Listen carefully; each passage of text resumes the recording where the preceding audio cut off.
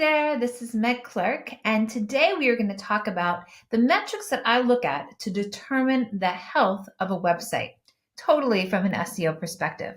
I'm going to give you my tips and tools so you can figure out how healthy your site is. Somebody fills out the inquiry form on my website. The first thing I do is check them out. I kind of want to see how bad it is or how much work I'm getting myself into. And I have a process that I go through. It doesn't take very long at all, but I think it would probably be helpful for you so you can determine how healthy your site is. Ready? Let's get started. Okay, so the first thing I do is I go to my favorite tool. I guess I have a couple of favorite tools. I love Keyword Finder, but I really love SEMRush to determine the health of a website. So the first thing I do is go to SEMRush.com. Now, this is a paid. You can pay monthly for this tool, and it's kind of pricey, I'm not going to lie, but if you use the free version, they give you 10 free searches before they make you pay. So if you're just digging into the guts of your own website, 10 searches is plenty, and there is so much information that you can get from it. So once I get here, I'm just playing with Mind Body Green for kicks, and the first thing I look at is their keyword, the health of their keywords. These are the keywords that they are ranking for and will get searchers to their website. So the more keywords you have, the better.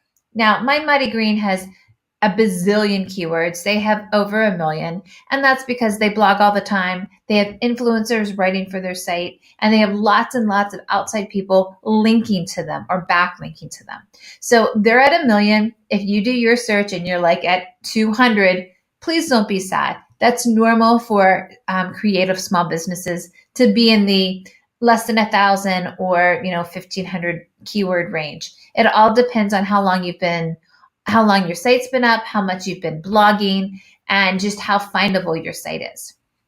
Okay, so I'm going to go down here and I'm just going to do a quick look at their top keywords. These are the keywords that people are Googling to get on their site.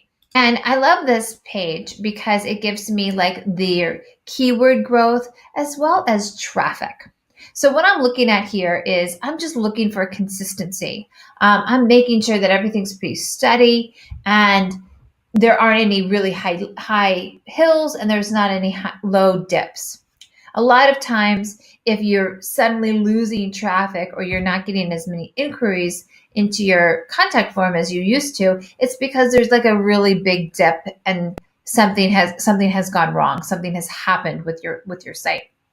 But when I look at these two graphs, they look really great. They're very strong. It's very consistent.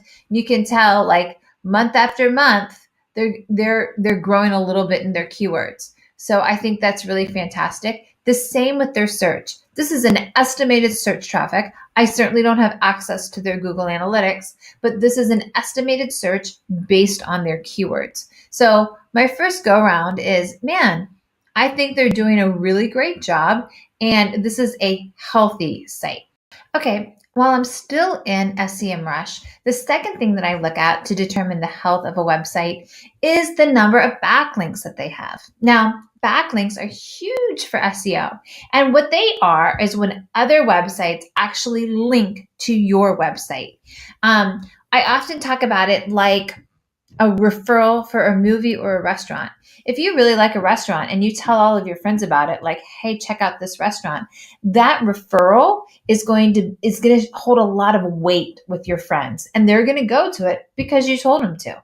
That's exactly what backlinks are. When other outside websites are linking to your site, they're saying, hey, this site is legit. I like what they say. I totally recommend it. And I want my users to go visit this site. Now, the more backlinks you have, the better. Now, backlinks, there's a lot of different nuances that go with backlinks, and high quality backlinks from like really major websites like New York Times or Amazon or Washington Post. If they link to you, that one link is going to carry a lot of weight versus some smaller blogs or smaller websites that don't have as much authority. So The goal with backlinks is to get as many backlinks as you can. And if you can get some from influential, high authority websites, that's going to do even better for you. So I jumped down here. It's right under organic research. I went to backlinks and I noticed that they have 2 million backlinks. This is a huge number. And you can tell over the months that they are growing. Like in December 24th, they got 32,000 new backlinks. And up in January, we're still at the 34,000. So they are growing and growing and growing month after month with backlinks. This is another sign that this website is super healthy. If I looked at this and they weren't growing in backlinks and it was getting lower and lower, and maybe they were losing backlinks, then I would think that there's something going on, that the content's not great. They're not writing with authority. They're not writing consistently, and they're not marketing their content that they write very well. So again, when I look at this profile of a website, I think it is doing really well. It's growing month after month. This is a really healthy website. So the next stop that I go to when I'm trying to determine the health of a website is to actually go to their site. My goal when I go to their site is to try to figure out what it is they're all about. What's their passion? What's their mission? What do they say that they're going to provide value for the readers? I try to find it as quickly as I can. I hope it's really obvious.